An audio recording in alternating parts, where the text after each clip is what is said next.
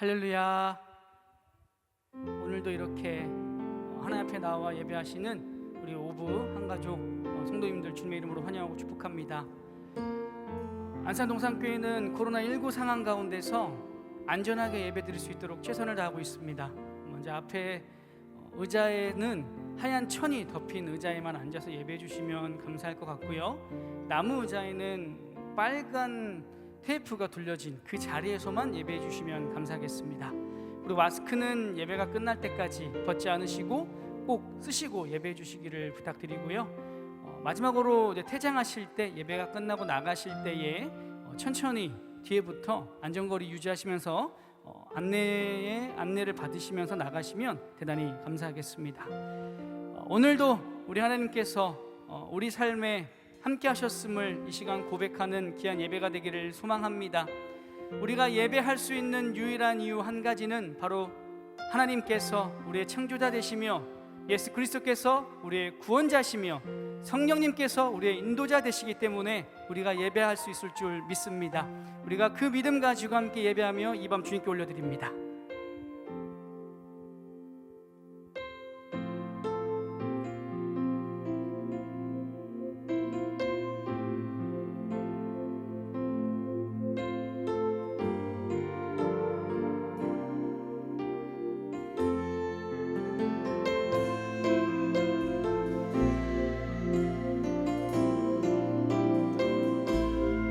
분주한 마음을 내려놓고 우리의 마음을 주님께 올려드리길 원합니다. 함께 고백하시죠. 나의 소망 되신 주, 주를 바라봅니다.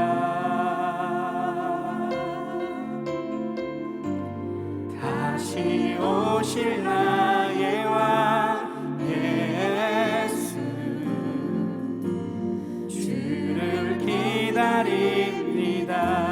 나의 소망 되신 주, 나의 소망 되신 주,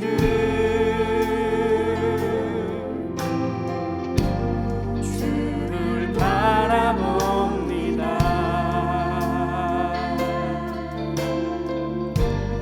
다시 오실 나의 왕 예수, 주를 기다립니다. 밤이나 낮이나 어제나 오늘도 영원히 주만 찬양해. 괴롭고 슬플 때 낭망하여 넘어져도 언제나 주만 찬양하겠네. 아멘. 한번 더 고백합니다. 나의 소망 되신 주, 나의 소망 되신 주, 오직 주님만 바라봅니다. 주를 바라봅니다. 반드시 다시 오실 나의 왕 예수, 주를 기다립니다. 한번 더 고백합니다. 나의 소망 되신 주, 나의 소망 되신 주, 다른 것 보지 않고요, 주를 바라봅니다. 이 땅 가운데 반드시 다시 오실 나의 왕 예수, 주를 기다립니다. 밤이나 낮이나 어제나 오늘도 영원히 주만 찬양해.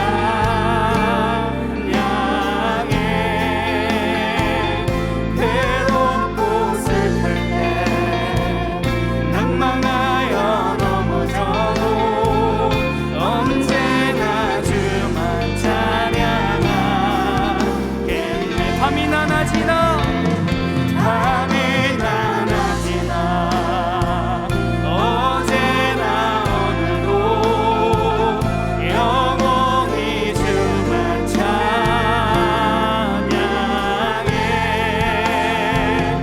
괴롭고 슬플 때 낭망하여 넘어져도 언제나 주만 찬양하겠네.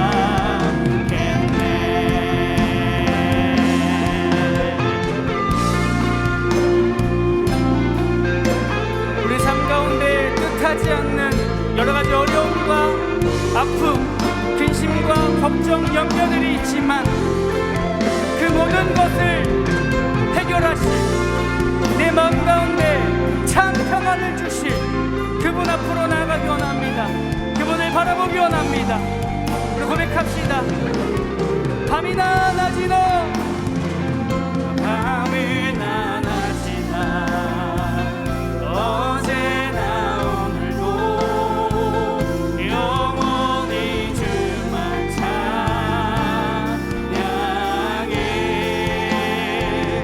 괴롭고 슬플 때 낭망하여 넘어져도 언제나 주만 찬양하.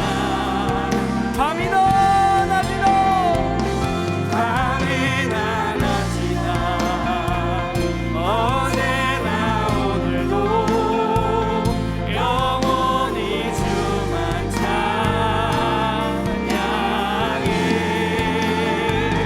괴롭고 슬플 때 낭망하여 넘어져도 언제나 주만 찬양하. 그렇습니다. 밤이나 낮이나 밤이나 낮이나 어제나 오늘도 영원히 주만 찬양해.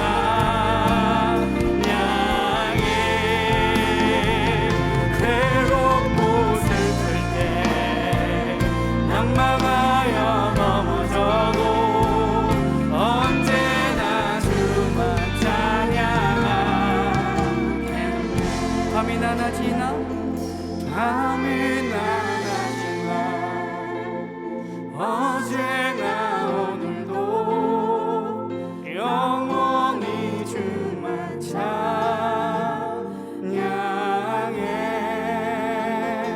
괴롭고 슬플 때 낭망하여 넘어져도 언제나 주만 찬양하겠네. 우리 삶이 어떠하든지 우리 주님만 찬양하며 사랑하며 바라보며 나아가길 소망합니다. 할렐루야, 할렐루야.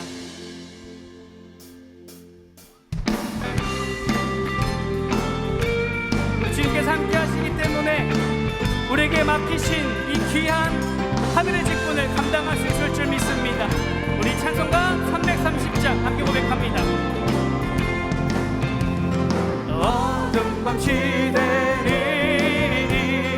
내 직분 지켜서 찬 이슬 맺힐 때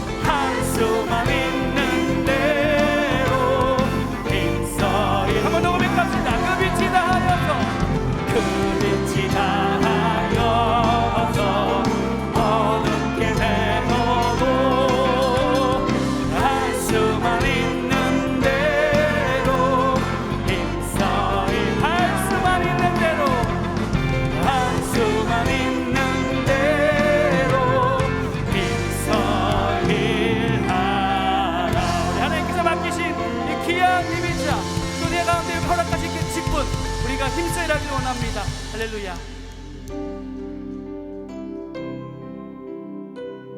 하나님께 맡기신 이 귀한 것들을 우리가 감당할 수 있는 유일한 것이 있습니다. 바로 성령의 충만함입니다. 우리에게 고백하며 나아갑시다. 살아계신 성령님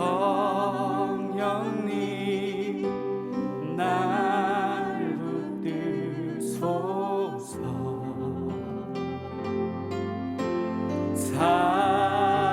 살아계신 성령님 날 살피소서. 우리 한번 더 고백할까요? 살아계신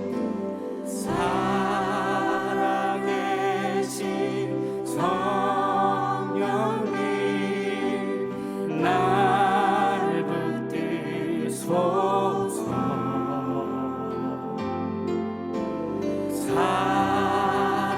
살아계신 성령님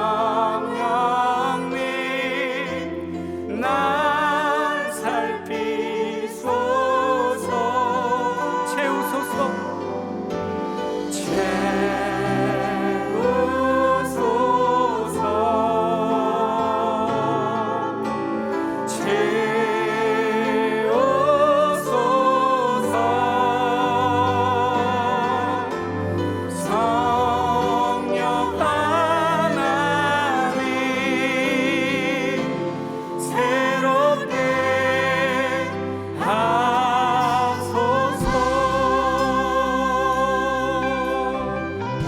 살아계신 성령님 살아계신 성령님 날 붙드소서.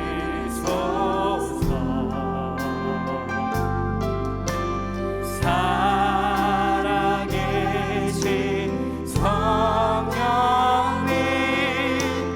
날 살피소서.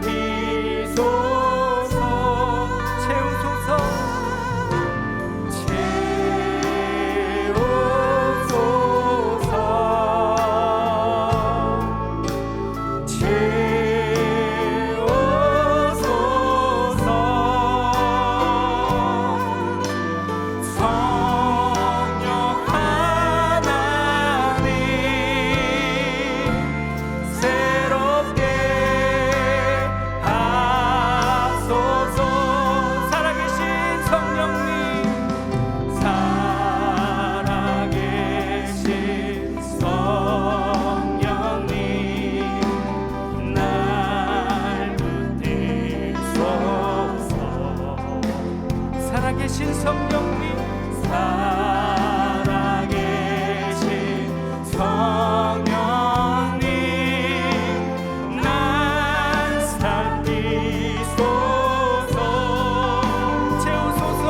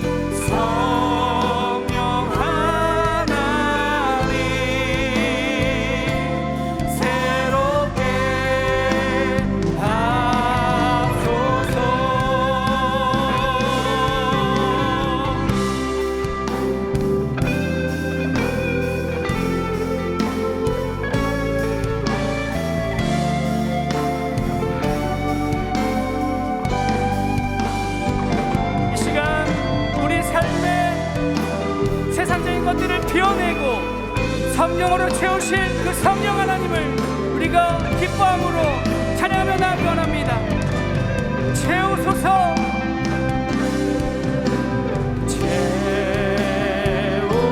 채우소서.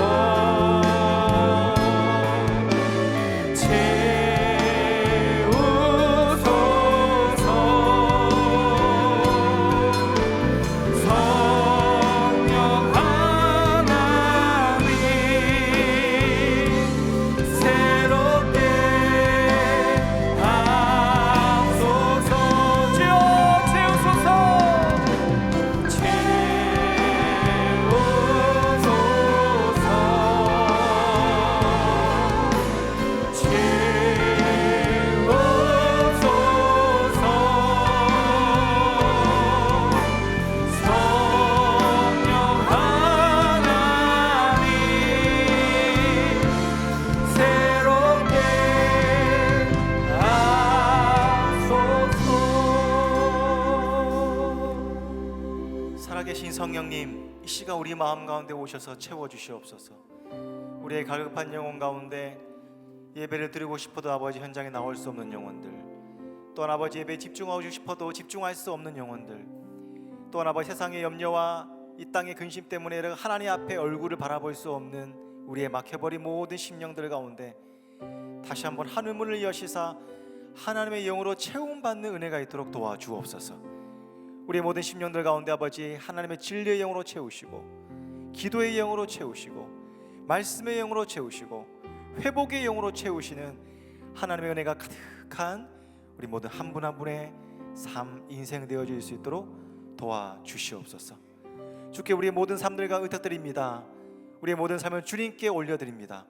주님 붙드시고 함께 하셔서 하나님만이 우리의 주인 되시고 하나님만이 우리의 인생 가운데 목자 되셔서 부족함이 없는 인생으로 우리를 붙들어 주옵소서. 주께서 함께 하시며 인도하시며 역사하실 줄 믿사오며 모든 말씀을 예수 그리스도의 이름으로 기도드리옵나이다. 아멘. 반갑습니다. 오늘 오후 예배 나오신 모든 성도님들, 또 함께 온라인으로 드리시는 예배를 드리시는 한 분 한 분 환영하고 축복합니다. 우리 반가운 마음을 담아서 요즘에 입은 다 가려 있으니까 손으로 안녕하세요 이렇게 한번 인사하겠습니다. 안녕하세요. 우리 가족들하고도 안녕하세요. 좋습니다. 오늘 우리 느헤미야 말씀을 계속 묵상하고 있는데 오늘 7장 말씀입니다.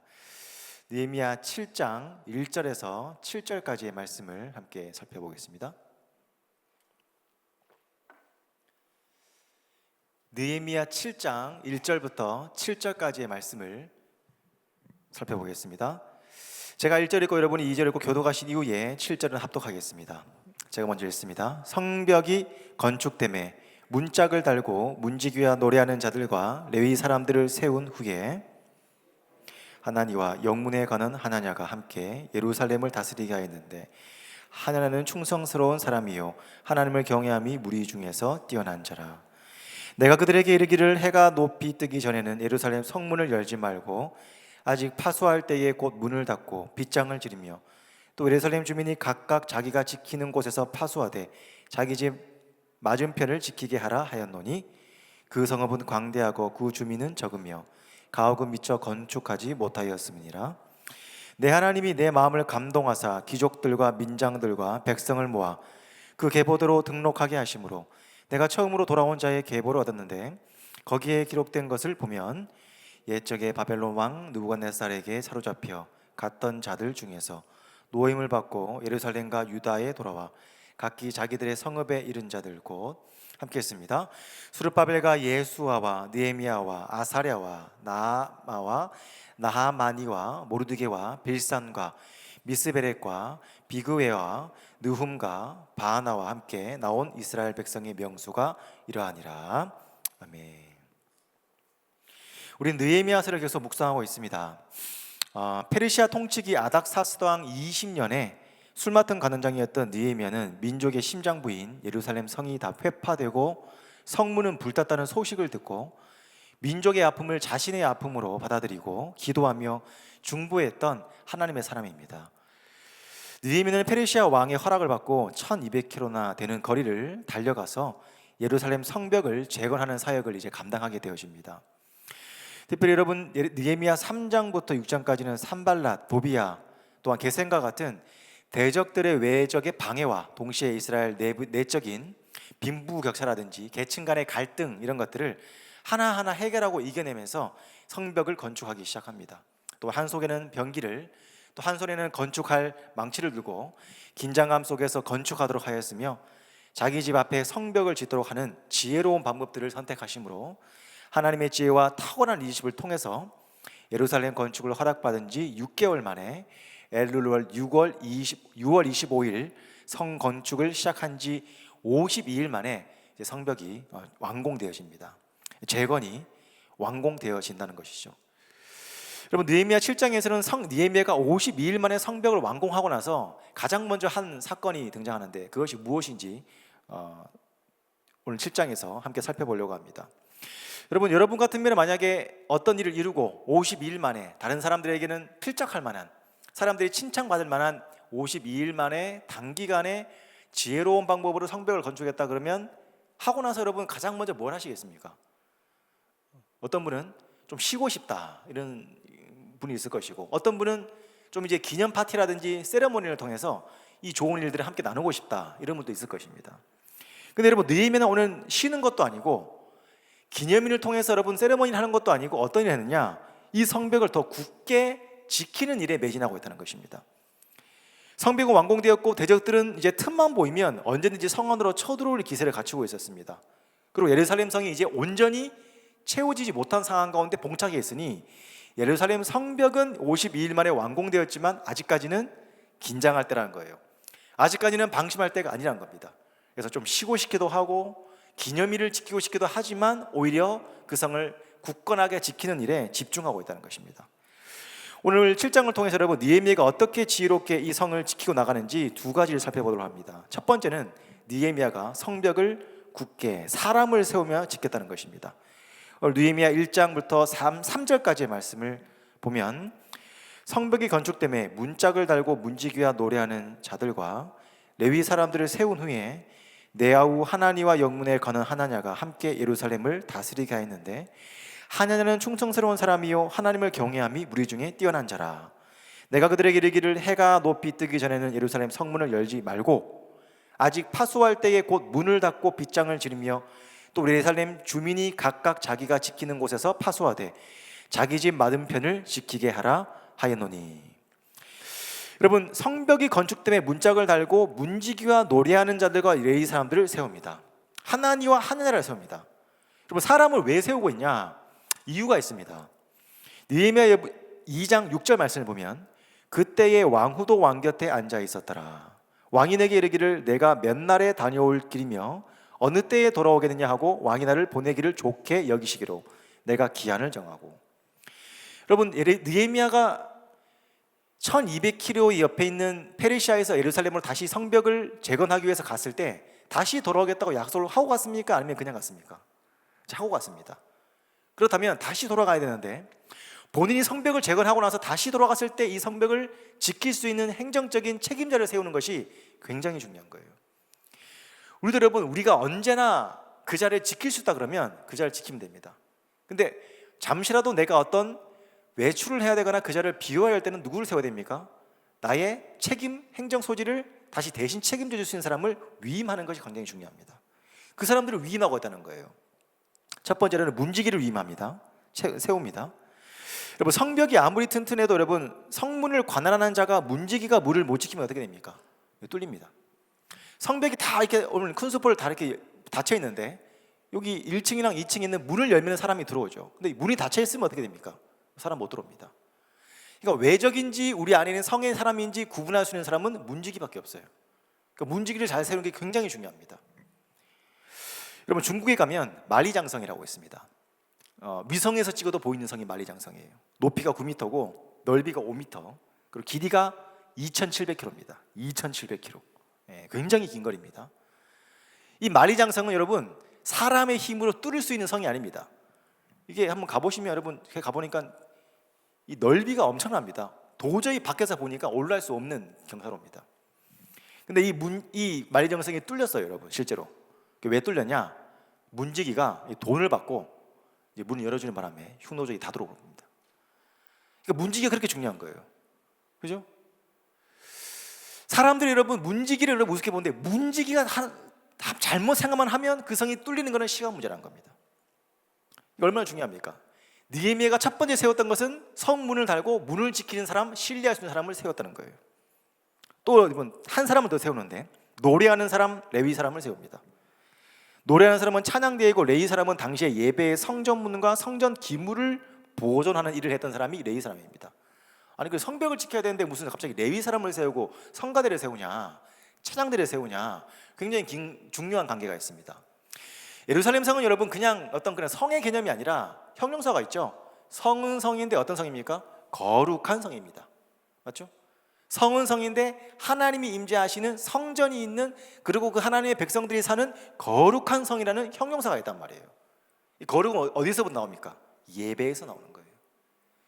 그러니까 성벽을 지키는 것이 단순히 그냥 어떤 형태를 세우고 어떤 그런 무장한 어떤 사람들을 세우는 것이 중요한 것이 아니라, 성문을 세우는 것만이 중요한 게 아니라 예배하는 하나님의 거룩한 성으로서의 정체성을 지키는 것도 중요하다는 것입니다. 그리고 또 한 사람을 세웁니다. 2절 보니까 내 아우 하나니를 세웁니다. 아우입니다. 아우. 이렇게 보면 어떤 분은 친인척 인사기 때문에 느헤미야가 드디어 변질됐구만 이러면서 그럴 수 있는데 그런 게 아니에요. 실제로 여러분, 하나니가 느헤미야의 어떤 그런 덕을 보려 그러면 페르시아에서 어떤 한자를 했어야 됩니다. 우리 봤지만 예루살렘은 폐허되고 회파되고 아무도 살려고 하지 않는 성입니다. 거기에 형을 돕기 위해서 여러분, 페르시아에서 예루살렘까지, 다시 예루살렘에서 페르시아까지 1200km를 달려가서 예루살렘의 병이 성이 문탔고 그리고 성벽은 회파되었다는 소식을 전한 게 누굽니까? 이 동생 하나니입니다. 상당히 민족애가 강한 사람, 하나님을 사랑하는 사람, 이스라엘 백성을 위해서 눈물을 흘릴 줄 아는 사람, 그 사람이 누굽니까? 하나니라는 거예요. 느헤미야는 동생이지만 민족애가 강하고 그리고 자기의 소식을 전한 사람을 세우게 되어지죠. 그리고 또 한 사람, 하나야를 세우는데, 이 사람은 여러분 예루살렘의 성체 영문의 건원이었습니다. 영문의 건원. 그러니까 어떤 수많은 문 중에 영문이라고 하는 여러분 작은 문을 지키던 그런 사람이 하나냐인데, 그러니까 보니까 작은 일에 충성되고 하나님을 경외했던 사람이라고 표현됩니다. 여러분, 큰 일에도 충성되지만 작은 일에 한번 충성돼 보십시오. 그러면 다윗처럼, 오늘 본문의 하나냐처럼 하나님이 큰 일도 맡겨주십니다. 영문에 관한 작은 일에 충성되고 하나님을 경외함이 보였더니 느헤미야가 그 사람을 들어서 행정 책임자로 세우고 있다는 것입니다. 문지기, 레위인, 하나니, 하냐냐 사람을 세웁니다. 그리고 나서 이 사람을 세우고 나서 성벽을 다시 한번 굳게 걸어 잠그는 구체적인 매뉴얼을 주는데, 어떤 매뉴얼이냐? 3절 말씀 보니까 내가 그들에게 이르기를 해가 높이 뜨기 전에는 예루살렘 성문을 열지 말고 아직 파수할 때는, 지킬 때는 문을 닫는데 빗장을 지르라. 빗장을 지르라. 그리고 예루살렘 주민이 각기 자기의 지키는 곳에서 파수하되 민방위처럼 자기 집 앞을 지키게 하는 겁니다. 해가 떴을 때는 어떻게 합니까? 오늘 본문에 보면 원어로 보면은 해가 높이 떠서 이글거릴 때, 이런 표현입니다. 그러니까 여명이나 해가 미명, 해가 뜨는 어떤 그런 푸르스름한 그런 시기에는 성문을 열라 열지 말라? 절대 열지 말라는 겁니다. 원래는 이 당시의 성문들은 해가 뜨기 시작하는 그런 여명에 문을 엽니다. 그리고 또 해가 지고 나면 사람들이 다 들어오고 나면 그때 문을 빗장을 지릅니다. 그런데 완전한 안전을 위해서, 완전히 성벽을 지키기 위해서 어떻게 됩니까? 그 어떤 누구도 틈을 타지 못하게 완전히 해가 떴을 때 문을 열라는 겁니다. 그리고 밤에는 문을 잠그는데 어떻게 해요? 빗장을 질러서 자물쇠를 걸어 잠그라는 거예요. 혹시나 성문이 뚫리면 어떻게 됩니까? 자기 집 앞에 있는 민방위 대원처럼 자기 집 앞을 지킬 수 있도록 사람들을 세웁니다. 굉장히 타이트하죠, 그죠? 그러니까 성벽이 완공됐지만 이 성을 거룩함을 지키기 위해서 느헤미야는 다시 한번 이 성을 거룩하게 타이트하게 지킬 수 있는 매뉴얼들을 만들어나가고 있다는 것입니다. 여러분, 사무엘하 5장 8절 말씀 보면 실제로 여러분 예루살렘 성이 뚫리기 쉬운 성이 아닙니다. 여부수 사람들이 고지대로부터 600m에 있는 고지대의 예루살렘 성이 있기 때문에 맹인이 오거나 다리가 저는 사람들이 이 성을 지켜도 예루살렘 성을 뚫지 못한다, 이런 자만심이 있는 성이 어디입니까? 예루살렘 성입니다. 그러니까 실제로 이런 지리적으로 봤을 때는 난공불락의 성이지만 느헤미야는 끝까지 방심하지 않고 긴장감을 가지고 지키고 있다. 이게 느헤미야가 성전을 완공하고 나서 처음 했던 일입니다. 여러분, 성경을 보면 위대한 하나님이 세우신 사사와 또 어떤 선지자들 그리고 왕들이 있는데 참 은혜를 많이 받은 그런 놀라운 그런 사람들이었지만 자기의 그런 삶들을 잘 지키지 못해서 이렇게 몰락해버린 사람들이 좀 있습니다. 첫 번째로 삼손을 아실 겁니다. 여러분, 삼손은 성경에서 힘으로 유일하게 은사가 나타난 사람입니다. 힘으로. 얼마나 드라마틱합니까? 그죠? 힘으로. 근데 여러분, 삼손이 당나귀 턱배로 블레셋군을 1000명을 죽일 만큼 사람들에게 그 영웅이었고 굉장히 사람들에게 이게 인정받던 사사였죠. 근데 그가 여러분 몰락하는 과정을 우리가 다 알지 않습니까? 하나님이 독주 마시지 마라, 나시린에게 시체 만지지 마라, 그리고 머리에 삭도 대지 마라. 나시린의 규례입니다. 근데 여인의 하나님의 품에 안기는 것이 아니라 여인의 품에 안겨가지고, 그죠? 하나하나 알려주다가 결국에는 힘의 근원인 머리 깎고, 사자 시체 가가지고 수수께끼나 내고, 뭐 술을 마셨다는 얘기는 성경에 안 나오지만 또 그렇게 보이고. 그러니까 여러분 삼손이 여러분 몰락하는 과정이 하나님이 사사로 세우는 것도 중요하지만 사사로서 삶을 지켜나가는 것을 지키지 못함으로 결국은 눈도 뽑히고 머리도 밀림당하고 블레셋 사람들에게 참 그 잔치를 베풀 때 맷돌을 돌리는 그런 동물이나 하는 그런 조롱거리가 되는 것을 우리가 볼 수가 있습니다.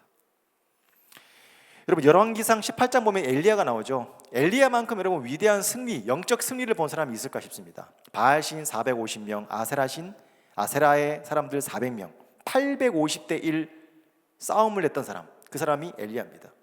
불로 응답한 신이 참신이라. 누가 이겼습니까? 막 아세라 바알신 선지자들은 막 자기 몸을 헤아면서 막 불을 달라 그러는데 안 주죠. 근데 엘리야가 와가지고 물을 붓고 거기다가 기도했더니 불이 내립니다. 3년 6개월 동안 비가 내리지 않던 하늘이 열리고 손바닥 무는 구름이 오고 비가 내리기 시작했던 그런 큰 은혜를 경험했던 사람이 누굽니까? 엘리야입니다. 근데 19장에 딱 가니까 이세벨이 네가 정한 대로 똑같이 내가 응답하리라 그러면서 죽음을 예시하는 그런 말을 딱 듣자마자 마음이 한순간에 내려앉아 버려요. 그리고 우울증에 빠져가지고 까마귀가 음식을 주지 않으면 밥도 안 먹을 정도로 우울증에 팍 들어가는 그 모습을 우리가 열왕기상 19장에서 볼 수가 있습니다. 무릇 지킬 만한 것보다 뭘 지켜야 됩니까? 마음을 지키지 못한 거예요. 솔로몬도 마찬가지입니다. 여러분 솔로몬은 이스라엘 왕 중에 가장 많은 것을 누린 왕일 것입니다. 그는 명예도 있었고 돈도 있었고 공부도 많이 했고 왕비도 많았고 잠언이 3,000이요 노래가 1,005요 왕후가 700이요 비빈이 300이요. 솔로몬의 지혜를 얻으려고 스바 여왕, 그죠? 굉장히 먼 거리를 와가지고 그 여왕이 솔로몬에게 지혜를 간구했어요. 솔로몬이 평생 동안 모은 돈이 3,000달란트입니다. 1년 예산이 3,000달란트예요. 계산해 보니까 5조 7천억입니다. 이걸 40년 동안 통치했으니까 320조 정도가 자산이에요. 모든 걸 다 가졌는데 솔로몬이 그 왕 될 때에 하나님이 신명기 17장 16절 17절에 주셨던 왕에게 주셨던 법도를 안 지킨 거예요. 은금을 많이 두지 마라. 마병과 번거를 많이 두지 마라. 아내를 많이 두지 마라. 여러분 아내는 뭡니까? 외교력입니다. 솔로몬이 여러분 700이요 300이잖아요. 결혼을 하면 최소한 내가 결혼한 여인의 아버지는 나를 쳐들어올까요? 안 들어올까요? 안 들어오는 거예요. 그러니까 아내가 많다는 것은 외교력의 상징입니다. 은금이 많다 재력의 상징입니다. 병거와 마병이 많다 군사력의 상징입니다. 이게 뭐냐? 하나님을 대체할 것들이 너무 많은 거예요. 하나님을 대체할 돌이 너무 많고 하나님이 안 지켜줘도 내 병거와 마병이 지켜준다는 겁니다. 하나님이 안 지켜줘도 나와 결혼한 여인들의 아버지는 나를 쳐들어오지 않을 거라는 믿음이 생기는 겁니다. 하나님 요거 신명기 17장 16절 17절에 은금 마병 아내 많이 두지 마라 그랬습니다. 근데 어떻게 합니까? 솔로몬은 다 불러 모읍니다. 할 수 있는 건 다 불러 모읍니다.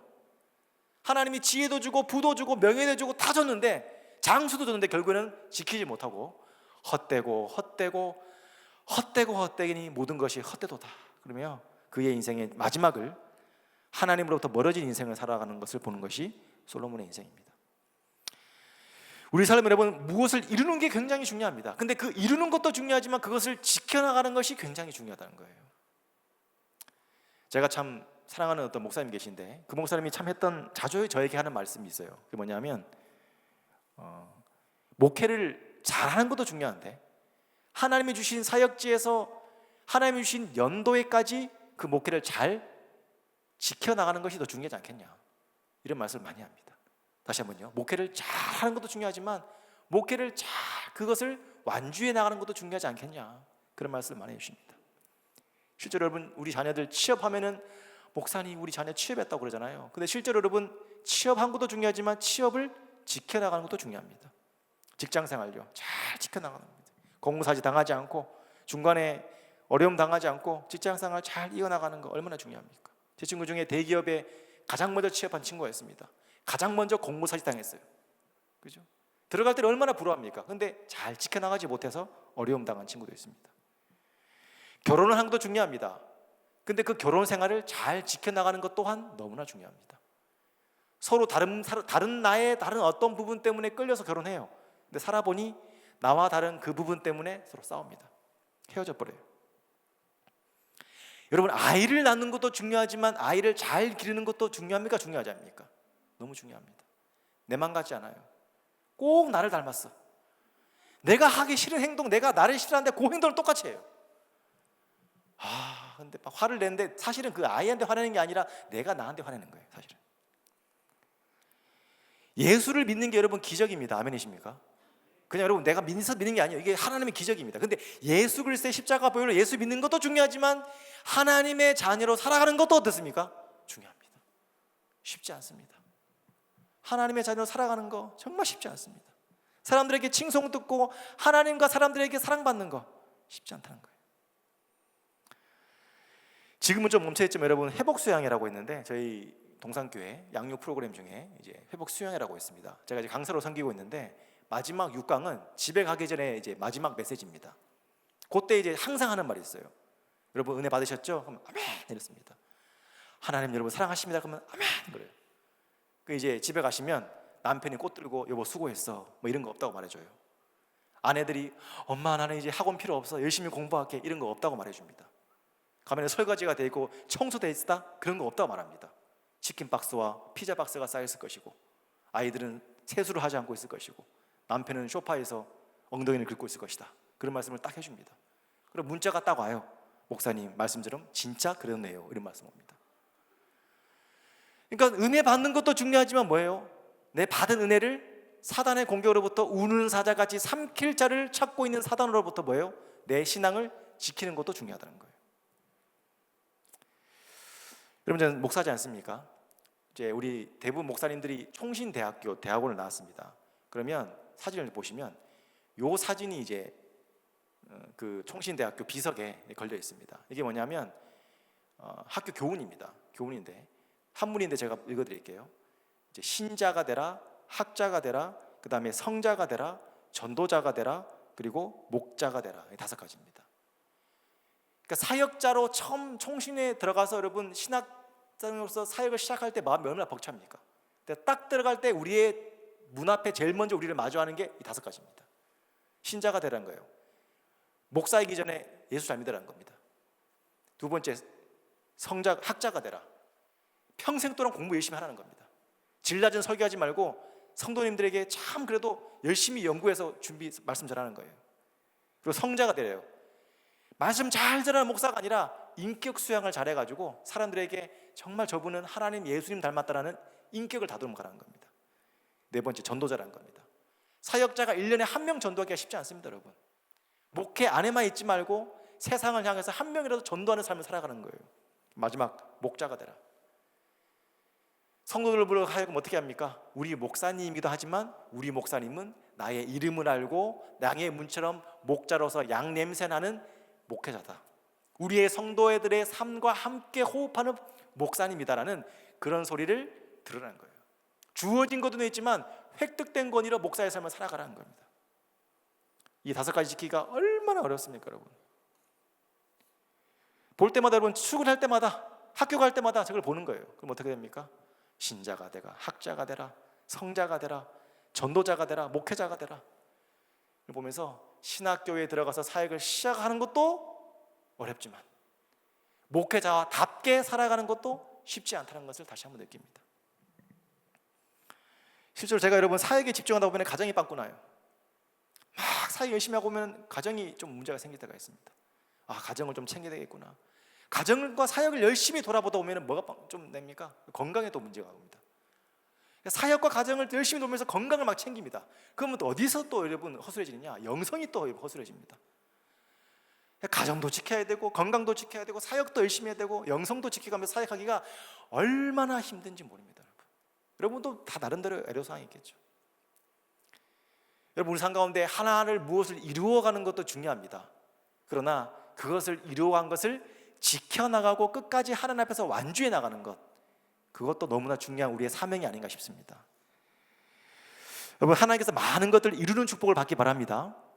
동시에 하나님이 주신 그 축복을 계속적으로 지키고 거룩함을 이루어 나가고 지키고 보존하고 끝까지 완주해 나가는 은혜가 있기를 주의 이름으로 축복합니다. 이면 그것을 지켜나가고 있다는 것이에요. 또 한 가지 여러분, 느헤미야가 여러분 성벽을 재건하고 나서 성벽을 지키라. 그리고 또 한 가지 했던 것은 성벽을 채우고 있다는 것입니다. 사람들을 불러 모으고 있다는 것이에요. 오늘 4절부터 6절까지 말씀을 보면 그 성읍은 광대하고 그 주민은 적으며 가옥은 미처 건축하지 못하였습니다. 내 하나님이 내 마음을 감동하사 귀족들과 민장들과 백성들을 모아 그 계보대로 등록하게 하심으로 내가 처음으로 돌아온 자의 계보를 얻었는데 거기에 기록된 것을 보면 옛적에 바벨론 왕 느부갓네살에게 사로잡힌 갔던 자들 중에서 노임을 받고 예루살렘과 유다에 돌아와 각기 자기들의 성읍에 이른 자들 곧 수르바벨과 예수아와 느헤미야와 아사랴와 라마와 나하마니와 모르드게와 쭉 뒤에 이름이 되어 있습니다. 여러분, 오늘 성벽을 건축하러 보니까 누가 없습니까? 그 성읍은 광대하고 그 주민은 어때요? 적으며. 성벽은 완공했는데 그 안에 사람들이 없다는 겁니다. 느헤미야가 다 보니까 성벽은 완공됐고 50일 만에 완공됐고 멋들어지게 됐는데 그 안에 거주민들이 적어서 방어할 수 있는 사람들도 없고 자기 집을 지킬 수 있는 민방대원도 적더란 것입니다. 제가 예전에 헝가리 선교를 가니까 유럽을 쭉 좀 순방하며 집시 선교를 할 수 있는 그런 기회가 있었습니다. 근데 선교를 딱 가보니까 선교사님이 이러는 거예요. 야, 이 교회가 뭐 350년 된 교회고 이 교회가 뭐 500년 된 교회고 뭐 그러는 겁니다. 그러니까 교회가 너무 이쁩니다. 그래서 그 안에 주일 예배대로 들어갔습니다. 그 안에 사람이 몇 명 있었겠습니까? 그러니까 노인들, 머리가 허여신 노인들 한 10분 앉아 계시고 그리고 청년들, 어린이들 한 3명 앉아 있었습니다. 이렇게 넓은, 이거 더 넓어요. 500년 된 정말 그 예쁘게 지어진 예배당에 한 12명 앉아 있더라고요. 노인들 10명이랑 한 2분, 3분, 청년 한두 명 이렇게. 그러니까 교회가 잘 지어지면 뭐합니까? 사람이 없으면 아무 의미가 없습니다. 아주 멋지게 들어진 여러분 아파트가 건축되었다고 합시다. 근데 그 건축된 아파트에 사람들이 분양이 안 돼 있다? 그 아무 의미가 없는 겁니다. 실제로 여러분 코로나 기간에 2.5단계 됐을 때 이제 설교를 어떻게 했냐면 여러분들 여기 현장에는 아무도 없고 제가 그냥 카메라 보면서 이렇게 여기 이제 세션들 몇 명이 있고 카메라 보면서 설교할 때가 있었어요. 그때 느낌이 뭔가 이 허공에다가 피드백이 없으니까 허공에다가 설교를 하는데 설교를 하고 나서도 뭔가 느낌이 찜치. 물론 온라인으로 다 드리고 계신데 현장에 아무도 없으니까 카메라 보고 아멘 막 혼자 이러면서 아멘이시죠? 막 이러면서 느낌이 뭔가 이상한 거예요. 허공에 대고 이렇게 뭐 하는 것 같았어요. 아무리 잘 지어진 예배당과 아무리 잘 지어진 아파트가 주거지가 있고 성벽이 있어도 그 안에 있는 사람들이 없다면 무슨 의미가 있겠습니까? 느헤미야는 이것을 가지고 하나님께 기도했던 겁니다. 5절 말씀에 보니까 내 하나님이 내 마음을 감동하사, 이 감동이라는 단어는 헬라어로 나탄인데 하나님이 마음에 감동해서 준비시키시고 세우시고 지혜를 주신다 이런 말입니다. 그러니까 느헤미야는 여러분 문제가 생길 때마다 기도했던 사람입니다. 뭐 삶에 문제가 있습니까? 기도하십시오. 그럼 하나님이 나탄 지혜를 주십니다. 그대로 수행하면 돼요. 어떻게 합니까? 계보를 얻었어요. 족보를 얻었습니다. 어떤 족보냐?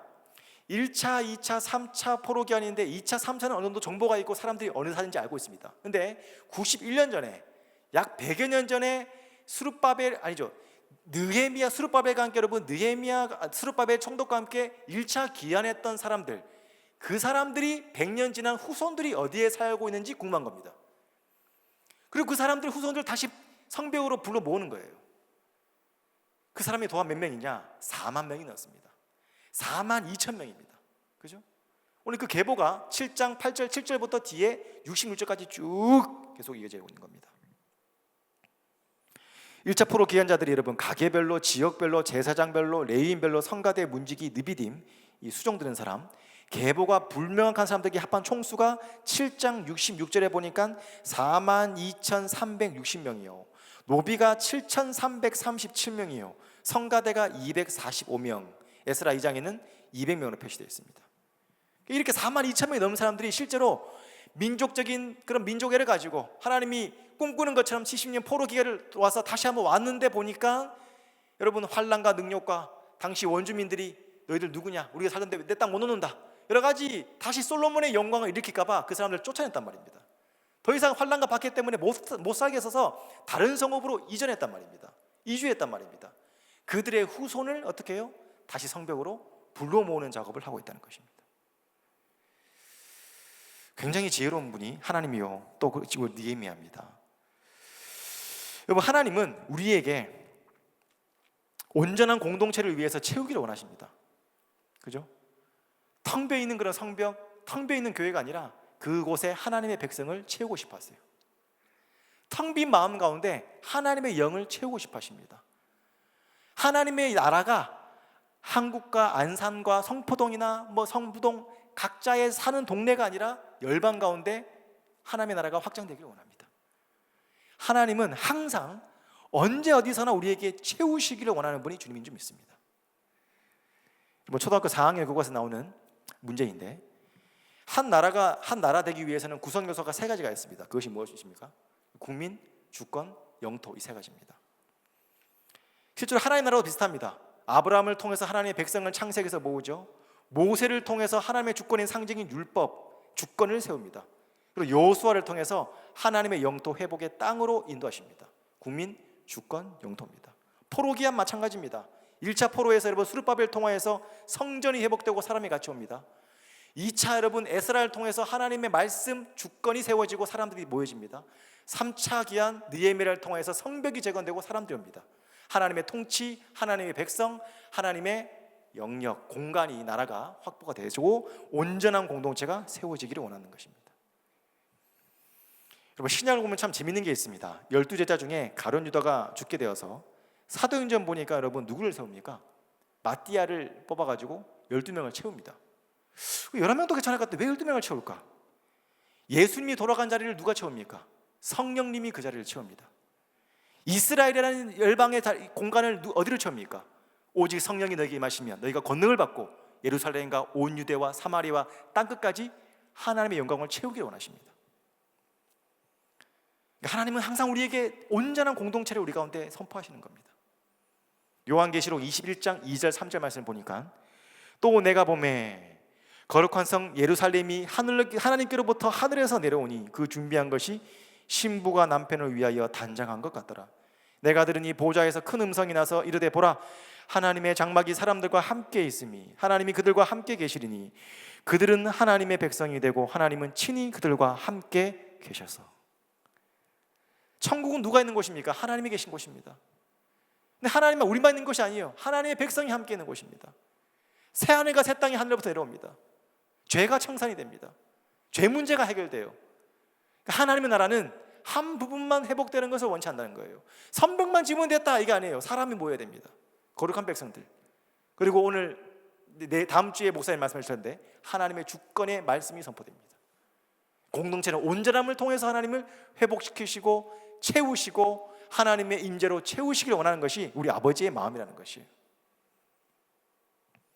말씀을 마무리하면서 제가 오늘 말씀을 준비하면서 오늘 마무리를 어떻게 하면 하나님께서 참 주시는 이 말씀을 다 드러낼 수 있을까 생각을 많이 했는데, 코로나 기간 가운데 여러분 채운다, 지킨다라는 단어가 힘들잖아요. 여러분 내 신앙의 거룩함을 지킨다, 우리의 텅 빈 마음 가운데 하나님의 임재로 채운다, 굉장히 어렵습니다. 특별히 인터넷으로 예배 드리시는 분은 더 힘들 거예요. 이거를 보면서 내가 예배에 집중한다, 굉장히 어렵습니다. 코로나 기간 가운데 성령으로 충만한다, 굉장히 어렵습니다. 하나님의 백성으로 20%가 아니라 이 예배당을 채운다, 굉장히 어렵습니다. 이 코로나 기간 가운데 전도하고 선교하고 하나님의 나라의 물이 바다덮음 같이 하나님의 영광으로 열방을 채운다, 거의 불가능합니다. 비상식적인 사람으로 생각이 돼요. 근데 그럼에도 불구하고 우리는 이 기간을 지나가고 있지만 하나님은 여전히 우리 마음 가운데 하나님의 임재를 채우기 원하는 분이 주님이란 겁니다. 여전히 하나님을 믿는 백성들이 모여서 함께 예배하고 주님을 찬양하는 것을 원하는 분이 주님이란 거예요. 우리는 이해하지 못하는 이 시기를 지나가고 있지만 하나님은 물이 바다 덮음 같이 하나님의 영광이 열방 가운데 채워지기를 원하는 분이 주님이라는 겁니다. 여러분 코로나 1년 동안 사역을 돌아보면 좀 부끄러운 고백이지만 초반에는 조금 편하더라고요. 코로나가 팍 터지니까 신방이 다 취소됩니다. 대부분 화요일은 설교 준비한다고 집에 못 들어가고, 수요일은 수요 설교한다고 집에 못 들어가고, 목요일은 대신방 한다고 집에 못 들어가고, 금요일은 셀 신방 한다고 집에 못 들어가거든요. 근데 이 코로나가 터지니까 이게 싹 갑자기 막 몇 주 동안 없는 거예요. 아, 이게 저녁 있는 삶이구나, 막 이런 생각이 처음으로 제가 한 2주 경험해 봤습니다. 처음에는 좋더라고요. 아, 이렇게 좀 근데 시간이 지나니까 말라갑니다. 뭐가 말라가냐? 성마름 알아요? 성마름? 다른 말로 하면 짜증이죠. 이 목사의 마음에 자꾸 별것도 아닌 생각이 자꾸 짜증이 나요. 희한하게 몸은 편한데 사역은 조금 그래도 수월해진 것 같은데 자꾸 성마름, 내 영혼의 마름. 뭔가 자꾸 일은 바쁘고 열심히 하는 것 같은데 결과는 없고 과정은 짜증스럽고, 충분히 쉬고 등산도 하고 잠도 잡으면 좀 나아질까? 등산을 하면 나아질까? 차를 타고 외곽에 가서 좀 놀면은 나갔다 오면 나아질까? 똑같더라고요. 이 고민 속에 또 목사님께, 여기 계신 목사님인데 질문을 했습니다. 목사님, 내 마음에 요즘인데 왜 그렇습니까? 그러니까 목사님이 정답을 말했어요. 그 기도 안 해서 그래, 이런 거예요. 그 기도 안 해서 그래, 기도 안 해서 그런 거예요. 근데 목사님은 그냥 스쳐가다 지나가 말씀을 싹 했는데 제 마음속에 뒤통수를 딱 때리는 것 같은 느낌이었습니다. 그거 기도 안 해서 그렇다고. 여러분, 쉬어도 안 되고 등산 가도 안 되고 놀러 가도 안 되고 뭔가 막 뒤로 뭐 듣는 거 이상한 거 안 되더라고요. 기도의 자리에 나가면 회복됩니다, 여러분. 내 마음속에 하나님의 영이 채워지니까 이게 뭔가 그때부터 살겠다 이런 마음이 나오더라고요. 살겠다. 여러분, 코로나 가운데 여러분 대부분 마음속에 이제는 마음의 문제까지 많이 옵니다. 우리 마음이 예전 같지 않아요. 풀 수 있는 공간이 없습니다. 어떻게든 여러분 하나님의 임재 가운데 내 삶이 채워지도록 기도의 자리를 확보하시기 바랍니다. 책상 밑도 좋고 장롱을 띄고 그 안에 들어가도 좋고요, 새벽기도를 나오셔도 좋고 각종 예배 나오셔가지고 하나님의 임재에 바짝 말라버린 우리의 심령과 영혼 가운데 주님이 채우시기 원하시는 하나님의 임재로 채우시기를 축복합니다. 이게 주님의 마음이에요. 여러분, 성냥과 등불의 차이점이 뭡니까? 성냥은 자기가 타는 거예요. 팍 타고 끝나버립니다. 이게 번아웃이죠. 근데 성냥, 타고 있는 성냥을 꺼내가지고 기름에다가 꼽아 보십시오. 타긴 타는데 성냥이 타는 게 아니라 기름이 탑니다. 여러분, 하나님 우리에게 채우시기 원해요. 힘드냐? 내가 도와줄게. 성령의 기름을 부으셔가지고 하나님이 일하기 시작합니다. 기름이 타기 시작하는 거예요. 그때부터 어떻게 해요? 우리가 열심히 해가지고 팍 타는 성냥 같았는데 기름이 있으니까 살겠다, 이게 나오는 겁니다. 코로나 기간 속으면 안 됩니다. 코로나 기간이기 불구하고 하나님은 우리에게 채우시기를 원합니다. 아멘이십니까? 코로나 기간이긴 하지만 하나님은 우리에게 함께 모여 예배하기를 원하십니다. 열방 가운데 복음이 널리 전파되기 원하십니다. 그 방법과 어떤 이유인지는 저는 모르겠어요. 그러나 하나님은 항상 우리에게 채워주시기 원하시는 분이 우리의 천부의 하나님 아버지라는 것입니다. 그 하나님께서 여러분 가운데 채우시기 원합니다. 하나님 채우십시오. 성령 충만하십시오. 그리고 외로움과 우울증 여러 가지 마음의 문제 때문에 지치지 마십시오. 하나님 여러분 가운데 함께 계시고 성령으로 기름 부으실 줄 믿습니다. 그 말씀 믿고 믿음으로 이 찬양하며 주 앞에 나가기를 원합니다. 우리 살아계신 성령님 날 붙드소서, 살아계신 성령님 날 살피소서, 채우소서, 채우소서. 성령 하나님 새롭게 하소서. 함께 찬양하겠습니다.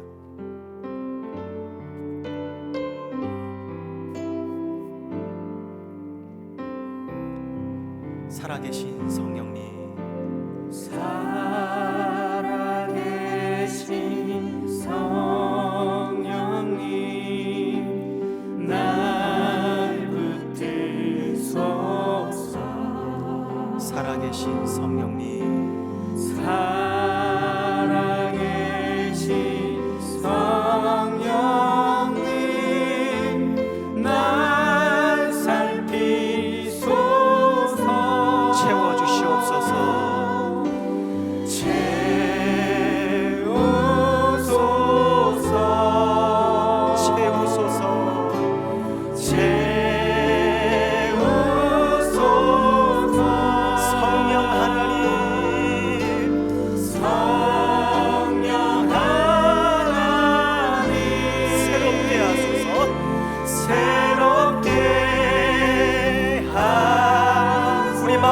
주 앞에 나갑니다. 살아계신 성령님, 살아계신 성령님 날 붙드소서. 살아계신 성령님, 살아계신 성령님 날 살피소서. 채워주시옵소서. 채우소서.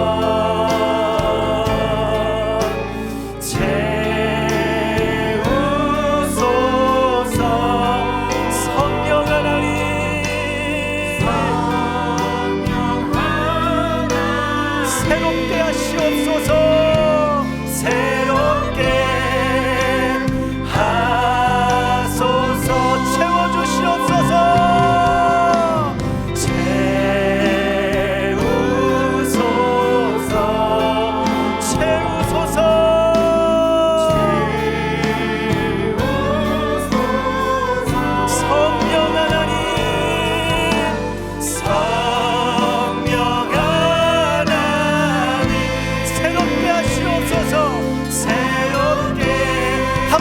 주 앞에 나갑니다. 채워주시옵소서. 아멘. 채우소서. 채우소서.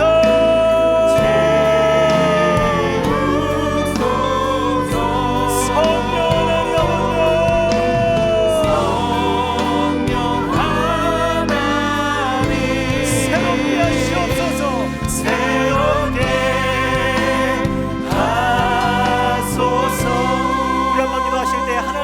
주시옵소서. 우리의 아버지 마늘로 비틀어진 가시떨기나무 같은 우리의 심령 가운데 성마르고 영혼은 말라가고 여러가지 생수의 강이 아닌 내 삶대로 성냥불처럼 뭐든지 해보려고 하는 우리의 모든 마음 가운데 하나님 성령의 이름 부어주시어서 하나님이 일하시는 삶 되어지도록 도와주시옵소서. 하나님이 우리의 삶을 붙드시고 도우시는 삶 되도록 도와주옵소서. 성령 하나님 채우셔서 하나님의 임재로 가득한 삶 되어질 수 있도록 채우시기 원하시는 하나님의 임재로 채워주옵소서. 우리가 한번 주님 한번 크게 부르짖고 주 앞에 나갑니다. 주님 찾습니다. 주여 하나님 아버지 함께 하셔서 우리의 삶을 아버지 붙드시고 역사하시는 하나님 아버지의 영성을 듣고 나가시도록 도와주시기를 원합니다. 아버지 함께 하셔서 우리의 심령 가운데 채우시고 붙드시는 하나님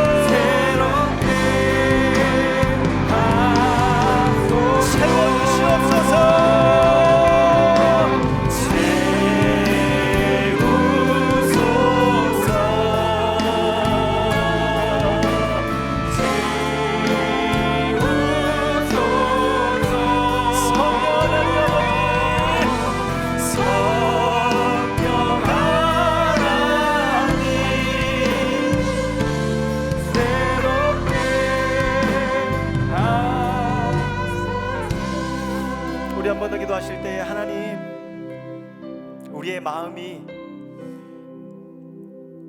마음이 우리의 모든 삶들을 이루어 간 것도 있지만 하나님의 은혜로 우리의 삶들을 잘 지켜나갈 수 있는 은혜를 하여 주시옵소서. 하나님 아버지 우리가 사역자로 부름받았습니까? 사역자답게 살아갈 수 있도록 도와주옵소서. 남편으로 부름받았습니까? 남편답게 살아갈 수 있도록 도와주옵소서. 아내로 부름받았습니까? 아내답게 살 수 있도록 도와주옵소서.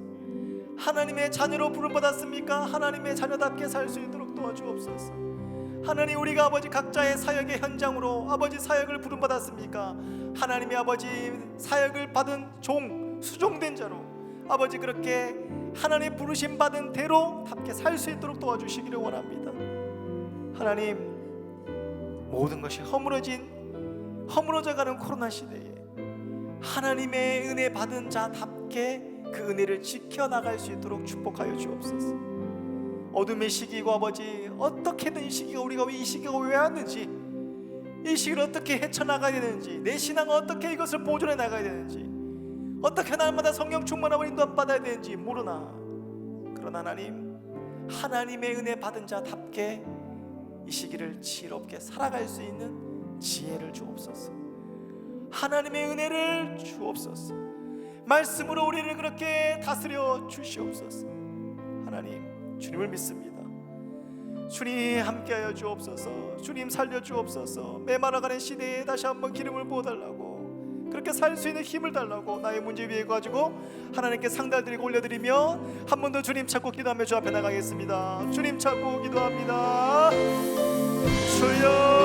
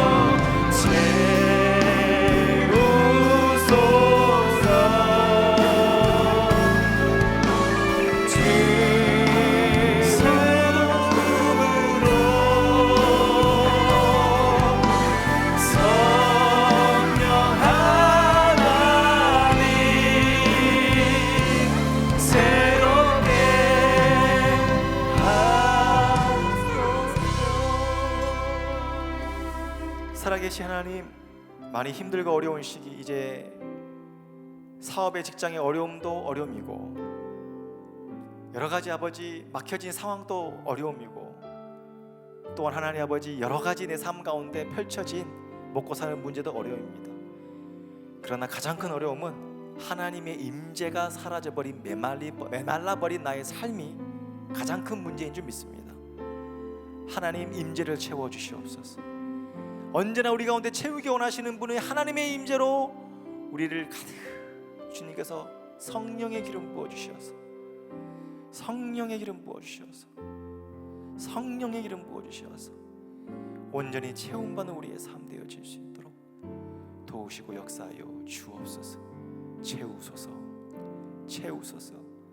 늘 새로움으로 성령 하나님 우리에게 채워 주옵소서. 그 하나님 믿고 나아가는 우리 모든 사랑하는 동산의 성도를 믿습니다. 좌절하지 말고, 보라 너희는 지치지 말고, 보라 너희는 낙담하지 말고 하나님의 손을 보라. 하나님이 그럼에도 불구하고 여전히 일하시며 채우기 원하시는 하나님의 손을 보고 다시 한번 일어나 주님 앞에 나아가 기도의 자리도 확보하고 하나님의 마음을 쏟아붓는 한나와 같은 심정으로 주님 앞에 나아가는 우리 모든 한 분의 사랑하는 성도님들의 삶 되어지도록 도와주옵소서. 한 주의 시작이자 또 한 주의 마지막인 또 이 시간 주님 앞에 나아갑니다. 일상으로 시작하는 한 주의 시작, 하나님 주님 축복하셔서 하나님의 주시는 힘으로 한 주를 시작할 수 있도록 마음껏 축복하여 주옵소서. 주께서 함께 하시며 일하여 주실 줄 믿사오며 모든 말씀을 예수 그리스도의 이름으로 기도드려옵나이다. 이제는 우리 주 예수 그리스도의 은혜와 하나님 아버지의 크신 사랑과 성령의 교통하심이 내 안에 예수 그리스도로 말미암아 성령님께서 부어주시 원하시는 성령 충만함을 얻기 원하는 모든 사랑하는 한 분 한 분의 성도님들 머리 위에 이제부터 영원토록 함께 있을 지어다.